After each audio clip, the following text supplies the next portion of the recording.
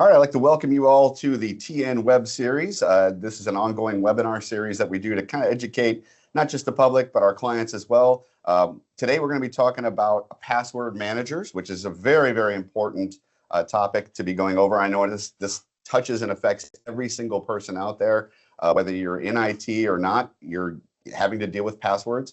My guest today is going to be Eric Ilgenfritz. He is a virtual chief information officer extraordinaire here at ThrottleNet. And we're happy to have, I'm so happy to have you because this is going to be a great topic for everybody to go over because the one thing everybody has to do in this modern world is a password. And we were just talking off camera about being able to use your fingerprint or your retinal scan. And someday we may get there, but for now we're still having to deal with the passwords. Yeah. So this is something that, they always talk like you're not supposed to have the same password on every site. You don't want to have the same password on your bank account as you do at your work network account. And so you're supposed to remember all these hundreds of passwords, and it becomes such a pain. And then you have to reset them all the time, and then you do the multi-form factor authentication. And thankfully now we've come so far that there's an actual solution to all of this called a password manager. So if we could just go ahead and kick it right off, I guess if you could tell everybody what is a password manager. I know now it sounds pretty simple when you say password manager, but it does a lot more than just handling some passwords on random. So if you could describe how that works. Yeah, so basically a password manager, if you can think of it as, all your login credentials are a big set of keys. And each one of them, you have to remember which door they all go to. So obviously time consuming and it's very frustrating. So what a password manager's goal is, it's a secure digital vault that allows you to put all of those keys into a one place, really, a vault, where all you need is one master key to have access to all those login credentials. So that's what this is doing. So there's companies out there that are having these password managers that help you to not only manage those passwords, but to create, store, also use the autofill for unique passwords, because as that always changes too, now you need 15 characters, and it's on and on. So these are designed to help you be more efficient in your workflow and to log in and just move about. So that's what a password manager is. I love that. And you don't have to create the passwords yourself. Nope. I love that about that, because there's nothing more frustrating than having to come up with a new phrase or new saying, and then you have to remember that somewhere, and now you're writing it down on a Post-it note that you shouldn't be doing anyway, because it could be in the password manager. So the password manager creates that complicated thing for you, and you never even see it. So really, you're just needing one master password, and that's it for the rest of everything you do online. Correct. Yeah. So unfortunately, you still do have to remember at least one master password, and it's very important because they have a zero trust model or a zero knowledge model rather, where basically they don't even know your password. And when I say they, it's the password managers themselves. They don't even know what your master password is.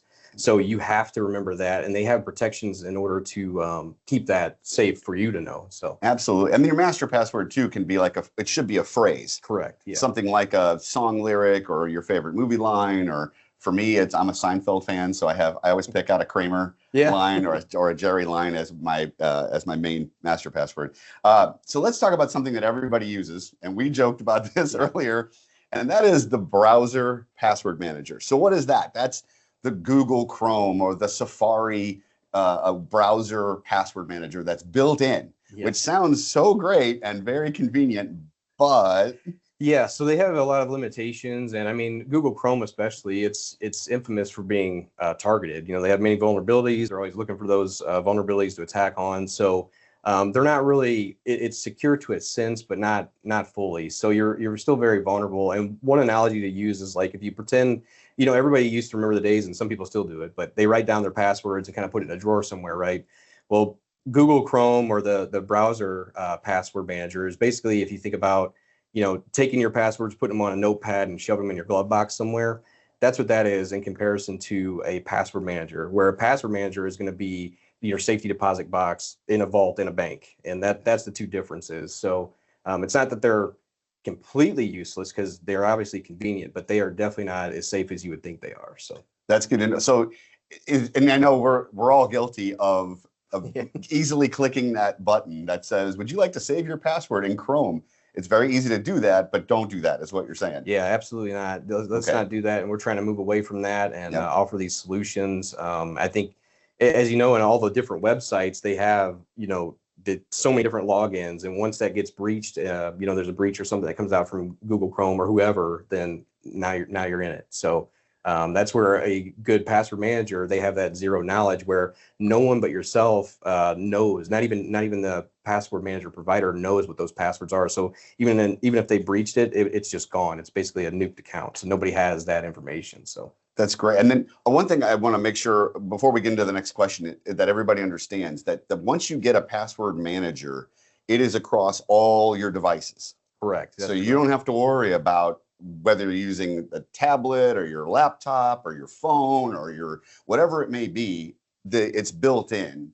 I guess, can you describe kind of how it's part of the browser? It becomes part of everything you're doing. Correct. Yeah. So it's mainly a web-based application, and they have a guided tour. So if you were to get a password manager, you definitely want to start this on, your laptop or your computer, and log in that way and set it up. And then they have like a guided tour, and they kind of like hold your hand through the whole process as far as, hey, do you have another device you want to set this up on, or make sure you install the browser extension where it goes into your browser, and then there's even the options to take over for the browser manager so that it's disabled. So it's a pretty good clean cut setup process. That's fantastic. And you never have to worry about where you're accessing your passwords because it's populating it for you on everything that you have. It's extremely convenient. Now with the convenience comes some pros and cons. Mm-hmm. So let's go through some of the pros and cons of the password managers. Yeah, so password manager, the one con is that you do have to still remember that one initial master password. With their models, so if you were to call them and say, hey, I lost my password, they're not going to be able to give it to you either. And when I say they, again, it's the password manager folks. They can't give you that. So you have to remember that. But they're really good at putting you in a place where they give you a passphrase to remember, or to actually save somewhere in another location. So that way you can always refer back and reset that master password.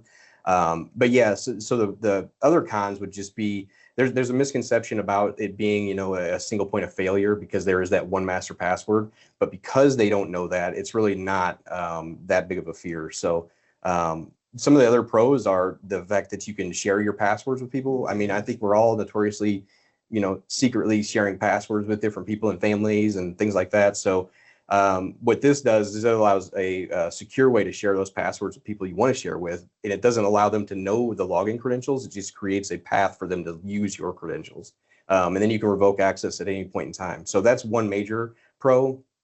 And they also want to, with a password manager, they also want to ensure that you have the work-life balance. So you want to keep all of your business credentials in one area, and then you want to keep all your personal stuff in your own personal area. So for instance, Keeper, the password manager we're a distributor for, they allow with one business license up to 5 family personal licenses to send out. It's included with that. So they really encourage to separate the work life balance. So that's really great. I love the fact that you can have all work and personal. And then I do the sharing a lot as well. I mean, if you want to share something with a family member or friend or whomever, you're not actually giving them the physical password, which is great. And on top of that, when the password manager creates the passwords, they're so complex, you couldn't give it to them anyway. Mm-hmm. There's so many different characters. So let's go over some of the best practices for these. And for example, like we were just talking, should I use this at work and then also turn around and do this in my personal life, but then share out passwords with others? Can I have confidence though that people at work aren't going to see and have access to everything that I have at home? Yeah, absolutely. Like my bank account. Yeah, absolutely. As long as they don't have the master password to log into that password manager or the MFA to log in behind that, you're secure. So that's great. And again, you definitely want to encourage the keeping your business separate from your personal life. So in that instance, if say there was a password manager other than Keeper, like a LastPass, where they don't offer the separation between business and personal, you'd have to create 2 separate accounts. So you'd have your business account and then you have your personal account. Whereas with Keeper, you have it all built into one, but they segregate it from there. That's great. So that's hands off, no worries. That's fantastic. Well, and you actually bring up the good point is, how do I then choose the right one? Because there are so many out there. There's, I believe Dashlane, there's LastPass, there's Keeper, so what is going to be the criteria that the person needs to go out and figure out which one's going to be best for their lifestyle? Yeah, so if you were going to search other than Keeper, you definitely want to look for zero knowledge encryption, cross-device sync, as we talked Okay. before, cross-device. Yep. Like that's another So it's con with the everywhere. browsers, right? Yep. So if you were to switch from like Safari to Chrome, now you got to figure out how to get your passwords over, right? Well, Right. with the password managers, there's that cross-sync capability, so it doesn't matter where you're at; it's usable everywhere. So That's fantastic. you know, secure sharing, that's another one you want to look for. Dark web monitoring, that's another pro, is that you have dark web monitoring in there that it's going to scan your passwords kind of constantly, and you can look and say, oh, I need to change that one anyway. You know, so even stuff that's really old that you might have imported, because there is an import export tool. So once those are imported, it'll scan it and kind of keep you updated with reports and all. So yeah, you hit a great point, and that is if you're already using a password manager and you want to go to Keeper, and you call us up and say, hey guys, I'm going to go to Keeper. It's not impossible to take all of your encrypted passwords from, let's just say, like a LastPass and move them over to Keeper, correct? Correct. Yeah, it's Okay. a very easy process. And they even have all of who they're able to import and export from. And at the very base level, they'll offer the ability to, if for some reason there's something not supported, to import or export a CSV file. That's so you can great. just do it simply from your you know, an Excel sheet. That's fantastic. So that's a lot of the concern there, is that if I'm already locked in and I've got 150 passwords saved in this vault over here, I can move that over to Keeper and actually keep everything just the same way it was. Yes, sir. That's awesome. And then, you know, with that, let's talk about paid versus free. Okay, everybody loves the free, but what's the difference, I guess, between some paid versions and the free versions? Yeah, so free versions are going to offer like the basic needs, kind of what we already talked about, kind of similar to what a browser manager would offer you, other than it would be definitely more secure. But the paid plans offer more storage, the secure sharing that we were talking about earlier with family members and even business colleagues. Emergency access. So if you know your spouse or significant other, you need to give them emergency access in case something happens. They have everything available, so you can also do that. So that's one of the pros of a paid version as well. The breach alerts that we were talking about. If there's a breach anywhere within your password domains, it'll notify you and let you know. And then admin controls for teams. So if you have your your family, or if it's a business section, you can control what your teams have. So yeah, you actually mentioned something there that's fantastic, and that if you do have the paid version, that you can share with family, and if something happens to them and you need to access emergency accounts, you can have access to them, but you don't necessarily even know the password. Absolutely, that's very important. So if you could talk a little bit about Keeper and how Keeper is definitely going to be the solution that we would recommend. Yeah, so what I really enjoy about Keeper and just using it and learning even more about it is the fact that it's a handheld process. They really walk you through everything. It leaves it leaves you with confidence knowing that it's working, and how do I get this set up from here to there. So and with their zero knowledge encryption, that's also peace of mind, just because they don't even know what our passwords are. It's all encrypted once your data is put in. So and that's why they really stress, hey, make sure you remember these passphrases and your master password, because if you don't remember it, we don't either. So everything is gone. Right. So that's something that when you're getting this set up, or when we're contacted to set this up, we really want to walk through and make sure that you get your backups to that master password in place. So yeah, but yeah, that and the emergency access and recovery options are kind of bar none with Keeper versus the others. So. That's awesome. And if you did lose your master password or forget your master password, because you don't use it that often, you're going to set up your master password once and then it's set it and forget it. If you did lose it, you can reset it. It's just a little more complex of a process. Correct. To do that. And at the initial setup, what they're going to do is they're going to give you those keys to be able to update that if you forget it, or to change it. But if you lose those keys, that's where it becomes a problem. That becomes an issue. That's right. So there's still a little bit of some things going on where you got to remember some stuff. Absolutely. And everything's encrypted, by the way. Correct. So there's the worry is of course, and I've heard this before from folks out in the world that say, well, what happens if they get hacked? Right. What happens if they get compromised and all my passwords are with them? Everything's encrypted. Correct. So there's no way you could even, it'd take 500 years in some of these encryption rates to even get through them. Absolutely. And that use case there, that you're going to be notified of that breach, and you'll just update it with Keeper. That's exactly right. Yeah, exactly. And the worst case is you change your master password. That's it. And you're done. That's fantastic. And then one other thing I know that we had been talking about was when you go to set something up like this, if you do it with, let's say you go without ThrottleNet and you're not going to use Keeper, but you're going to go do something on your own. Do not use the app by itself to set this up on your own. Go to, like you said, the web browser, correct? That's correct. Yeah, because they have in the app stores for Apple and for Android their their application for your phone. But that's not where you want to set it up. That comes after the initial setup. So you would definitely want to set it up through the web browser. You'll get an invite from, if you are setting it up with us, you'll get an invite from us to start setting up your account, and we'll kind of walk you through helping you with that. But yeah, if you're on your own, yeah, definitely do it from the web browser, and then just pay attention to every little line and detail from the other folks. That's great. That's fantastic. And I really, as far as password managers go, it has saved so much time and effort in my life. I can tell you personally, because of how quick and easy it is to access everything. It's fantastic. Long gone are the days of using a note app or a Post-it note to write things down like we're in 1985 in war games or something like that, where you're looking for the secret password. Yeah. Those days are gone. And this also helps solve the major problem, which is having the same password for work, your bank, everything else you do, your credit cards, whatever it may be. Don't do that. Yeah. Because if that gets compromised, any bad actor can do anything they want. Yeah. And speaking of that, we just learned yesterday in a government webinar that 30% of those breaches are because of user credentials. Yeah. So yeah. It's because of reuse of passwords and things. And I believe it was just 2 years ago, Microsoft came out and still said that the #1 used password was password 1. Yeah. The password and the #1 was still being used. I cannot believe that's still happening in 2025.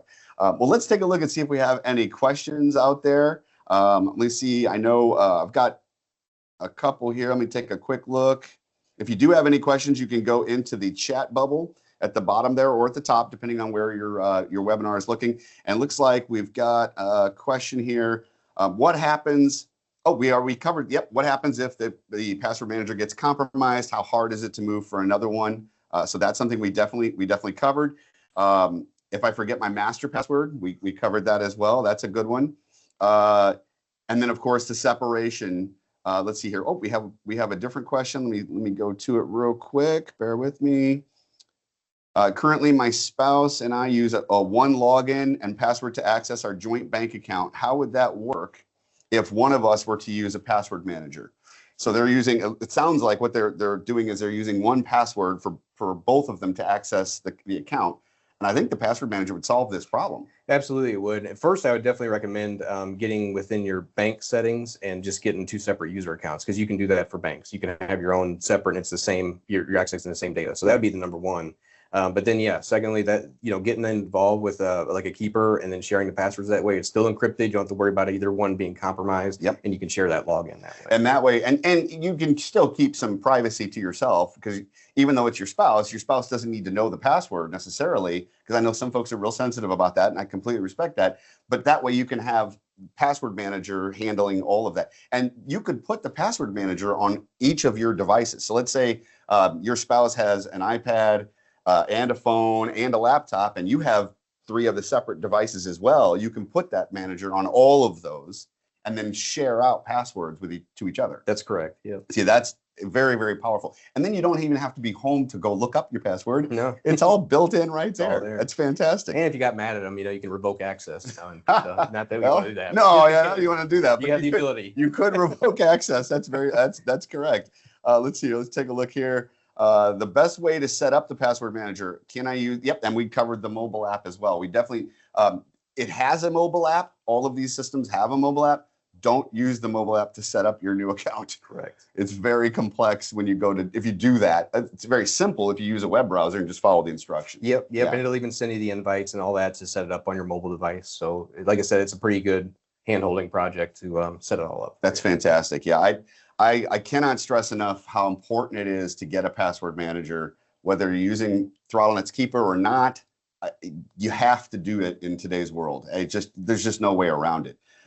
You can do we teach in our cybersecurity awareness training that you can do passphrases, but again, you've got to remember them. Yep. You got to, and it could be all these different phrases you have to remember, and this solves that whole problem. Absolutely. So, well, I appreciate it. Let's see if there's one more check on questions. It doesn't look like it. I really appreciate all of your time and expertise. Absolutely. I appreciate all of you out there for joining us on our TN webinar series. There'll be more to come. If you do have any questions though about password managers, if you'd like to set up a real quick call to get Keeper installed, either in your business and then have that separated out into your personal life, we'd love to talk to you. Again, I thank you so much. Thank you And I very thank much. you all out there. Thank you Thank for you. watching and joining us. And we will see you all very, very soon on TN Webinar Series.